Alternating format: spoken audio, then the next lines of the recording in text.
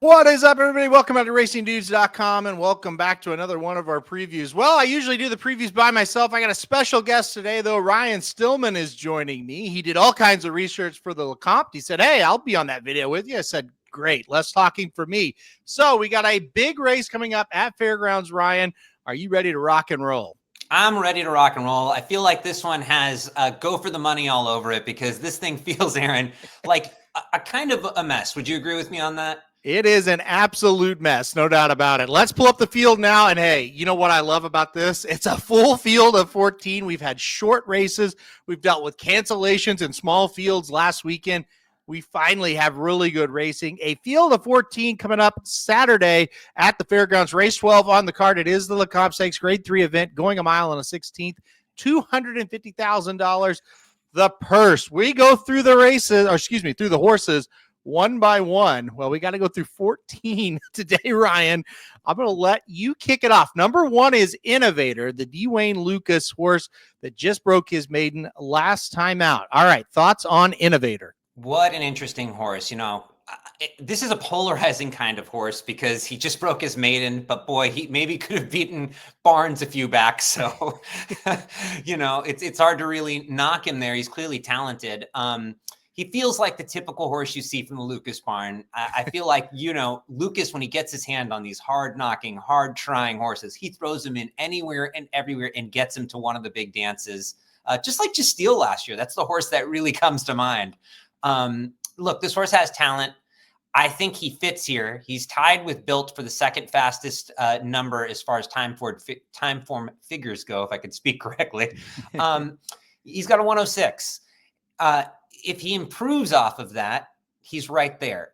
Last race, Aaron, he was all out to sort of get that win, but it's a win. Seemingly all out is how I would put it. But I have him as a win contender here. I think he figures. You've got to respect him. What are your takes on the horse, Aaron? I think he's polarizing still, even with all that. Yeah, it's just, I got to chuckle because, like you said, he finished second by a head to Barnes on November 27th. 9 days later, he comes back in a stakes race as a maiden at Oaklawn, gets beat by Kale's Angel. 23 days later, he's back in a maiden special weight at Oaklawn. And like you said, like you just mentioned, he wins by a head. And then 20 days later, we're back at the Lecomte, and this is old school if there ever was one. 7 starts, 1 win, 4 seconds for this horse. And like we mentioned, he was defeated by Barnes. He's been beat by Chancer and Patrick. He's been beat by Owen Almighty, horses that have been prevalent on the Derby scene, so far in 2024 and then into 2025. Here's the interesting thing I have about Innovator. He's by Authentic out of an Unbridled Song mare. Why have we sprinted for 7 straight races? It's very odd that this is the first time this horse is stretching out to 2 turns. I agree with you. Here's my thing with him, if we're going to throw it out there. Jockey change. Jaime Torres. Interesting little thing to note. I actually kind of think that is a positive there, Aaron, because Jaime Torres just won this man a Preakness. I've got nothing to really knock there. I don't know. This one is one I like him. He's one of the 2 horses I kind of figure logically, if you're just like bare minimum, who's the bar to to climb above, I kind of have him in that range, but I do think he's beatable. I really do think he's beatable, but I also, sometimes we get in these situations, Aaron, where like that horse that looks beatable, you just go, oh, of course he won. And I never count the coach out. So maybe I'm giving him a little too much respect. I have him as a win contender. At the very least, Aaron, do you see this horse as a hit the board type? No, I've got him as a complete toss. So we're all over the place here to start it off. You mentioned the jockeys. He had Jaime Torres to start. Then he got Rosario. Then he got Franco. Then he got Luis Saez. Then he got Christian Torres. Then he got Tyler Bacon, which, by the way, Bacon's doing a good job up at Oaklawn. So it's crazy. It's just like it's a revolving door of tracks and jockeys and races. I don't have him anywhere. Now, the one thing that I will say, Authentic horses have been great stretching out. Think about Rodriguez. He lost on debut going 1 turn. He stretched out to 2 turns. He was great. I don't know why we haven't stretched this horse out. This horse doesn't run like a horse that's going to stretch out very well. When you watch his races, you don't think, oh, give him more distance, he'll be tough. So total toss for me, win contender for you. So that's just 2 handicappers who've looked at this in depth and come up with 2 different things. That's what makes horse racing kind of cool. All right. One horse I know we do like both together. The number 2, Maximum Promise. Tell me your thoughts on him. There's nothing I dislike about this horse. I like this horse. His performance last time out at Ellis, Aaron, that was, breaking his Awesome. Yeah, 14 and a half lengths. Just what I love to see. If this horse takes a step forward, he can win this race. You get McPeak, who's top of the racing world right now. This is an interesting horse. I think for me, this is one, if you've got the stones, you take a swing with. I think he's definitely one of those for me. What about yourself? I give my win pick at the end, so I don't want to give it away, but this is definitely one that I'm going to think about betting to win. And I know who I'm going to bet to win, but I'll tell you at the end. I don't want to give it away now, but this was one that made the list. Maximum Promise. I thought that maiden special weight. You kind of had to go back and refresh my memory. It happened August 3rd at Ellis Park, and it's like, whoa, that was a really nice effort. Now, obviously, it's been 168 days. McPeak isn't one to just lay off a horse just for the hell of it. So obviously there's been some little problems with this horse. He's been training pretty well. So look, there's not a ton to talk about outside of that one race. He debuted on the turf and it was what it was. Got him on the dirt going 1 mile there at Ellis. He was awesome. 14.5 length victory, huge speed figure, for a horse breaking the maiden.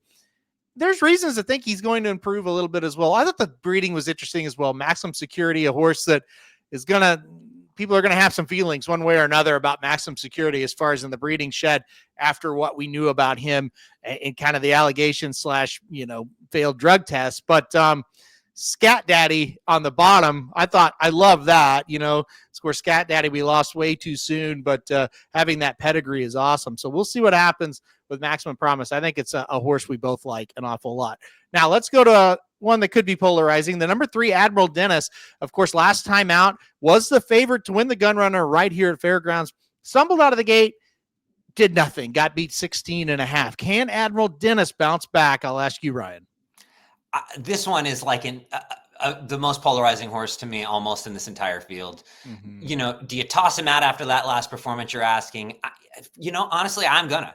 And here's what I don't like about this. Unfortunately, I don't like that he doesn't get Saez back on him, who rode him last time. That to me was sort of where when I got to pass on him. He was in his last 2 races. Why wasn't he here? And the other thing, Aaron, is I will be fully transparent. I was super excited about Admiral Dennis in his last race. I picked him. It's out there. And he bombed. I tend to forgive horses that bomb in a race for stumbling. But Aaron, part of me just kind of lost a lot of faith because I think even if he'd ran his race, Built would have beat him is one thing that came to mind.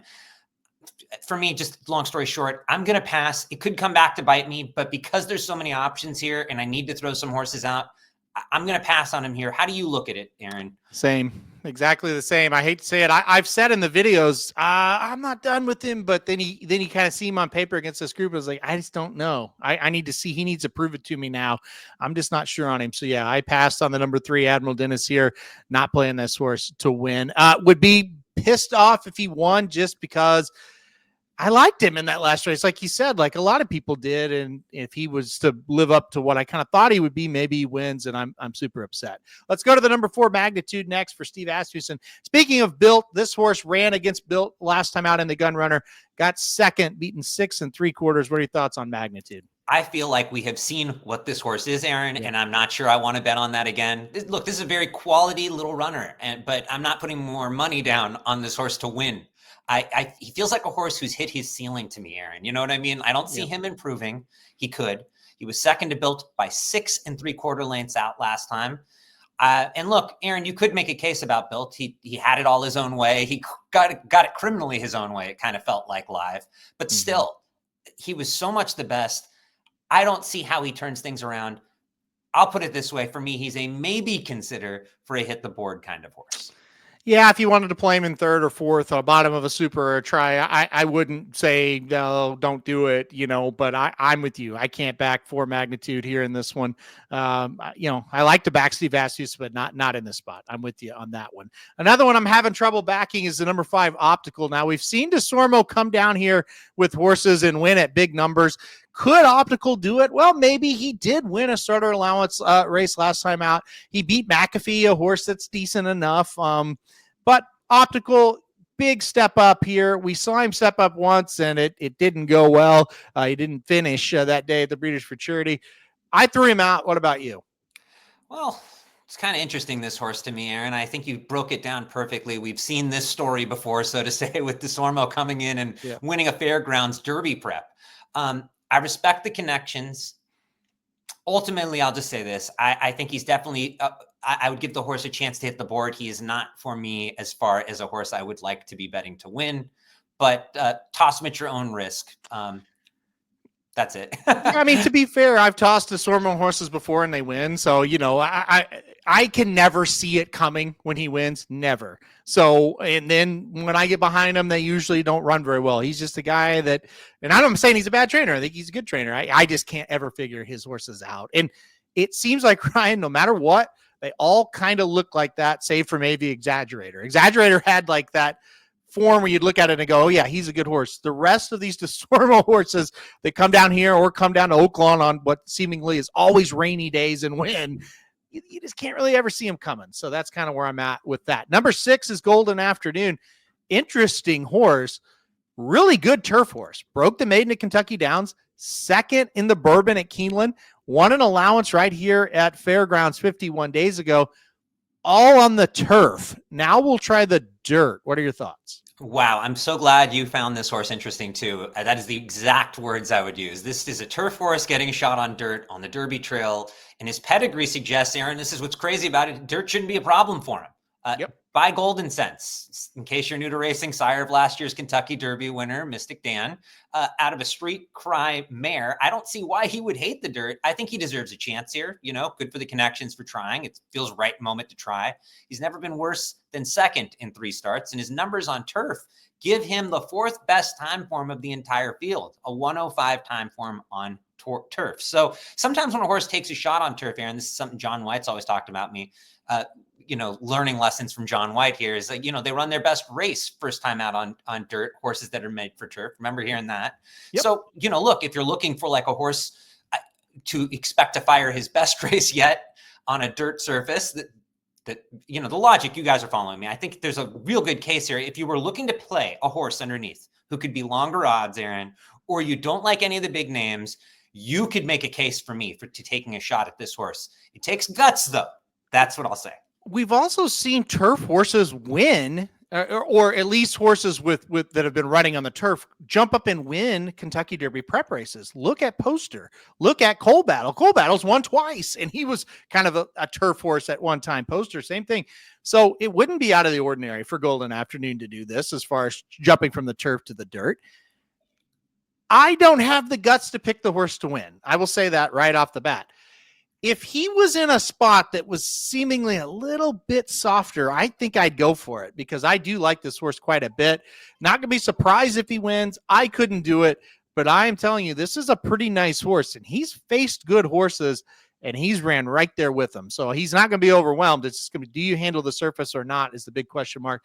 We'll see, but I don't hate anybody that's going to try to play Golden Afternoon. I'm not going to play him on top. I like your approach. Probably going to put him in something underneath and hope that he runs awfully well. All right, we've hit the halfway point, believe it or not. 14 runners. We're finally to number 7. The number 7 is Calling Card in this spot here. You mentioned it on our Derby preview. You said there's a horse that has the best time form out of everybody, and it's kind of crazy who the horse is. It's the number 7 Calling Card. 2 races back, broke his maiden in a New York bred maiden special weight at Aqueduct by 17 1/4. His other races haven't been close to that good. That one was good. What are your thoughts on Calling Card? You just nailed the entire curious case of this horse to me, right? Because that one race he ran was so spectacular. You would think if he runs that here, he has a great chance. But then in his next race, after he won by 17, I mean, the horse goes to Oaklawn and gets drilled by 7 lengths and finishes 3rd against some nice horses. Yeah. So I don't like that, Aaron. Here's my problem. He stepped out from facing New York horses and he got drilled. He could absolutely win if he runs back to that maiden special weight. I respect the horse, and I don't blame anyone who just wants to take a shot on him. I just think this will be the race where that tells us where he is, really what he is, and I'm inclined to be cautious. Also, Aaron, I don't like that this is the 5th new jockey that he has had in 5 starts. Yeah. I don't like, I have to think a truly good mount wouldn't have jockeys playing musical chairs on him. Yeah. So for me, I'm going to respect this horse and respectfully pass. Part of me choked up almost saying respect because you go, oh gosh, this could come back to haunt you. So I don't want to say too much. I respect calling card. He's got some numbers, but I got to pass on him, bro. Yep, I'm the same way. I tossed as well. I just too inconsistent, and like you said, stepped out there, was a 9-5 favorite there at Oaklawn and got trounced. And look, if he gets beat a length or two, you go, well, hell, he ran good. Those races down in Oaklawn, some of them can draw pretty well. Sandman beat him. That's not a bad horse. I don't think he projects to be okay, but yeah, got trounced, not for me. All right, the number 8 is Tough Catch. You mentioned Luis Saez. He rode Admiral Dennis last time out in the Gun Runner, and he's jumped to Tough Catch in this spot today. He rode Tough Catch last time out as well. That was in the Sugar Bowl Stakes, which was a victory last time out, going 6 furlongs. Now the horse stretches out to a mile and a 16th. I thought this was a weird decision by Saez, to be completely honest. I don't love this horse for this race specifically, but what about you? I think you nailed it for me. But Aaron, I remember this horse's maiden special weight. Yep. And I remember being like, dang, that's a nice horse. And again, he was on this horse in his last start, Saez, like you said, and he could have sat on Admiral Dennis. And it's a big endorsement, even if it's a wrong endorsement or a just right endorsement, whatever it is, you know what I'm saying? Because honestly, the logical thought would be Admiral Dennis, you just have to stick with it again. And that's why I say it could be a wrong thing he's doing here, because jockeys get it wrong sometimes, guys, when we're trying to handicap these jockeys. But it's just, where there's smoke, there's fire to me. And the fact he wasn't on Admiral Dennis and he stayed here makes this horse interesting. I think his numbers are solid. Mm-hmm. Honestly, Aaron, here's my take on this horse. He's a hit the board type for me. I don't particularly love him to win. Respect him, though. Yeah, interesting. You mentioned that maiden special weight race. That was at Saratoga. He went gate to wire. Guess who he beat? Innovator, who's also in this race. So congrats. A lot of people have beat Innovator. Then it just kind of fell apart. 3 straight losses. He did win last time out at 2-5. It was a pretty simple race for him. Look, I don't like him. I don't. I remember watching at Saratoga that day, and a friend of mine said, Dallas Stewart gate to wire with a first-time starter. That never happens. I'm like, yeah, I know this may be a really good horse. Spoiler alert, he wasn't. So it didn't work out. But he did. That debut was very impressive. So we'll see what happens. He's not for me. Like I said, it's a field of 14. You gotta toss some that maybe you're like, oh, he's not a terrible horse. He's not, but he's a toss for me. Let's keep going. Another Dallas Stewart runner. It's funny that they're drawn together here. The number 9, Dapper Moon. And listen, you talk about another horse that was very impressive in a maiden special weight up at Saratoga this summer. His second start, he trounced Gun Loaded by 5 lengths. Guns Loaded come back to win the Mucho Macho, man. But once again, for me at least, just like Tough Catch, was no good in 3 races after that. Now I shouldn't say he was no good. He faced really good horses, but he wasn't close to really beating any of them. He got beat by East Avenue, Sovereignty, and First Resort. Dropped down to Louisiana Bred Allowance Company last time out. Just wins by a half length. He wasn't great in that race either, Ryan. What's your take on Dapper Moon? I think you nailed it. Unless this field is more, it isn't as solid as I think it is, the level it is, I don't give this horse a chance on paper. Mm-hmm. Every time he's faced a top, solid horse, he's got drilled. Mm-hmm. And yeah, he beat Guns Loaded, who went on to win the Mucho Macho, man. But I don't know how good that horse is, Aaron. Same. So he's a pass for me. End of the day. I should also mention that debut race, he was second, beaten by Incentive Pay, who came back to run pretty good for Chad Brown. So he has been up. Here's the one thing I know. He's faced tougher horses than what he's facing today, but 100%. I can say that with confidence. But still, does that mean he's going to win? I could say with confidence, I don't think so. So that's just my take on it. All right. Number 10, Mo Better Than Good. Just one start for this horse. This New York bred was a maiden special weight winner on debut at Saratoga September 2nd. I was there that day, believe it or not. He won by a length at 9-1. What do you think about him for this one? He's a pass for me. Long story short, this horse won his one and only race. Yeah, so he's undefeated. He smoked the field, but his time form number is the weakest by far in this field. You get Kenny McPeak, but I'm just going to pass and let him say beat me. If I'm going to make a win bet, it's hard for me to get there with this horse. Yeah, that's a weird entry. I don't think he's quite ready for this. New York bred coming down here to Louisiana. And listen, McPeak loves Brian Hernandez. He's on Maximum Promise. So to me, it's a pass. The number one jockey for McPeak is on a different horse. So if I'm going to bet McPeak, it's going to be the 2 Maximum Promise, not the number 10 Mo Better Than Good. All right, number 11. This one is pretty darn good, I think. The 11 is Disco Time. Brad Cox trains this one. 2 races, 2 wins, both the Churchill Downs, a nice maiden special weight, followed by a dominant allowance race. 2 races, like I said, 2 wins, easy wins. What do you think of Disco Time? I mean, this horse is unbeaten and improving with every start. You get Florent Giroux on him, who was ridden him in every start. So that's a positive, Aaron. A jockey wanted to stay with the mount. Yep. My only question with him is, can he improve enough here to beat the other horses in the field who are also improving with every start? I kind of almost feel like I wish he was almost 1 race ahead for me to feel just that confidence in him.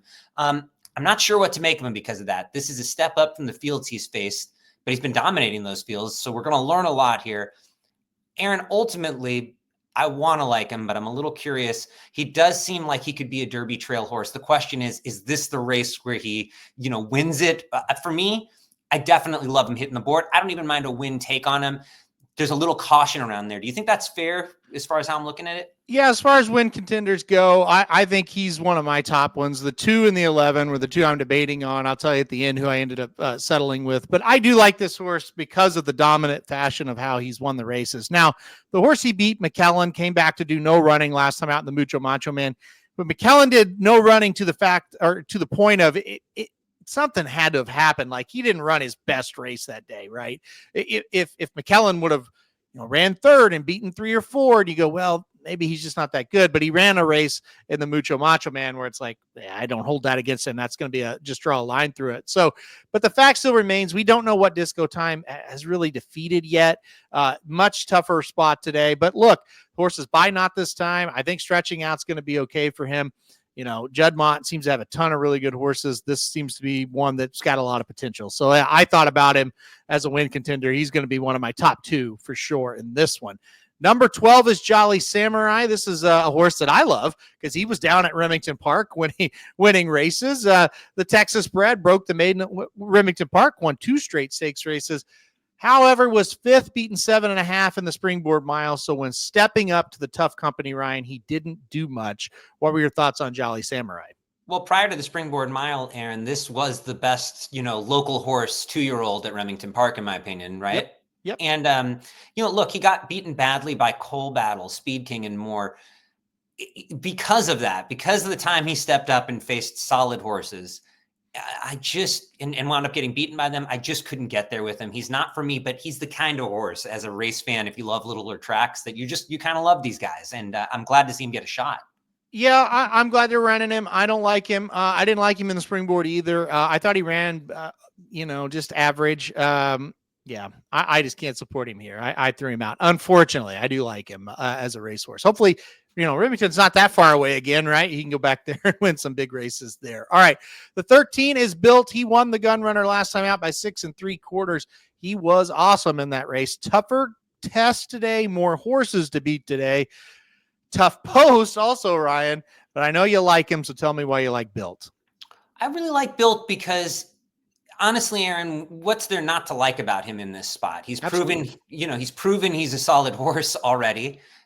And I think he's a logical horse to beat here for me. Like, Aaron, from what you've kind of hinted at, he's not your pick, but wouldn't you say he's the bar you have to sort of rise above if you're going to win here? Maybe not, but as far as on back form, you know what I'm saying? I think for me, I've got to use him in the pick 4s, the pick 5, stuff like that, because you're right. He set the bar. Now it's early, but he set the early bar at Gulfstream. It's like, or Gulfstream at Fairgrounds of like, hey, if you're going to win Fairgrounds races, I'm going to be in this race. I'm pretty good. You're going to have to beat me. And you look at the races, he lost on debut to East Avenue.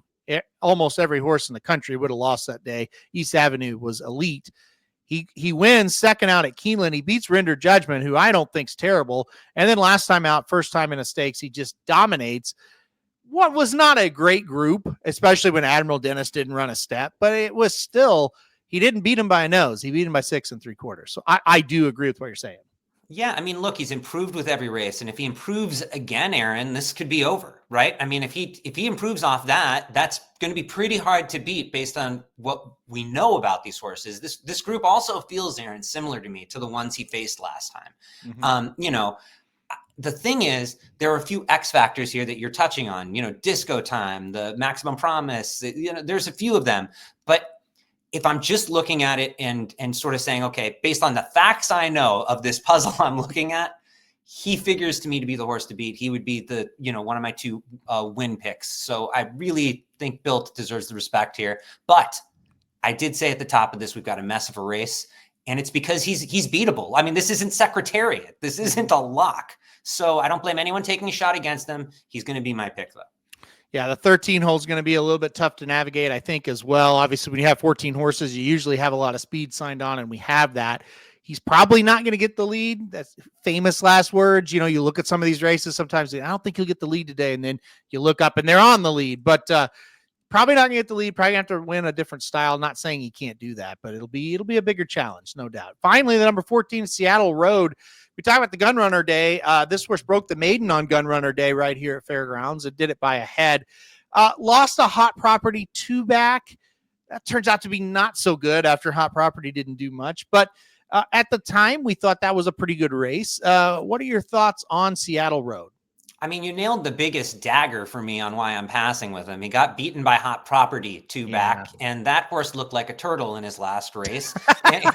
You know, you know, look, to be fair to Hot Property, though, as we kind of say this, as I kind of say this, he ran so bad, Hot Property, sometimes you draw a line through those. Like, it was that kind of bad for the hype about him. But at the same time, that race was questionable with Hot Property. He got out to such a, you know what I'm saying? It was a kind of an easy race for that horse that a lot of people didn't like him because there were questions around him. So the fact that Seattle Road didn't beat him that day is a knock for me. Even if he's improving with every start, here's how I ultimately look at him, Aaron. He's a nice little horse. He just isn't for me against this group of horses. Tough draw to the 14 hole for a horse trying to pull an upset as well. That's a really tough draw.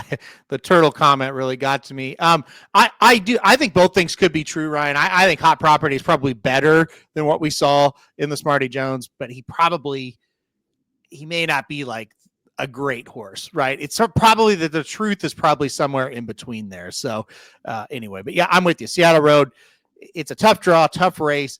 I don't think he's horrible. He's not for me in this spot. So, all right, we did it. That's the field of 14, Ryan. I'm going to kick it to you first. Who are you picking to win this year's Lecomte? Give me Built. Give me Built. I'm going to give him a shot here. I know the 13 is hard to navigate from, but I just feel like if he can improve from his last race, that this is going to be an awfully hard horse to beat here. I am aware that he's beatable because of the post position, because of a few questions. I just feel like I'm going to give him respect and think that he can do it. The other horse you can give me, if you were like, give me an alternate, I'm going to go Innovator. I liked what you said as well, Aaron, about him. I think this is a horse that his pedigree suggests he shouldn't maybe be racing at those distances he's been racing at. However, you can knock the horse because he's been seemingly all out to win at those distances. So I get it. Maybe I'm giving too much respect here, Aaron. Honestly, this could come back to bite me. To Dwayne Lucas and thinking, okay, like he hasn't wanted to be in those spots and he's kept trying, and he's had excuses. Like when he lost to Barnes, he came back way too soon, possibly, and lost to Kales.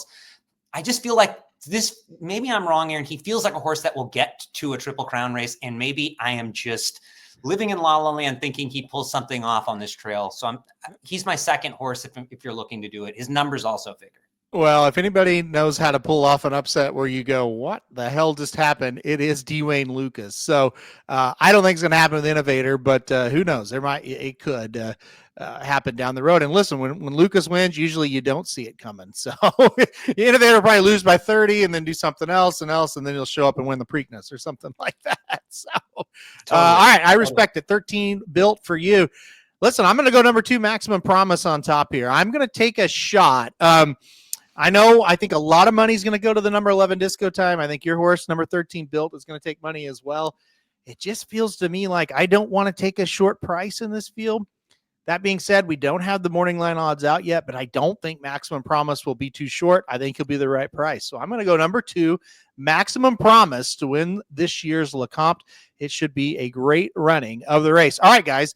that will do it for our preview of the Lecomte Stakes live Saturday, January 18th. Will be race 12 there on the card at Fairgrounds. Hit that like button. You like the video. Hit subscribe. You really like it. Want to get alerted anytime we do videos like this.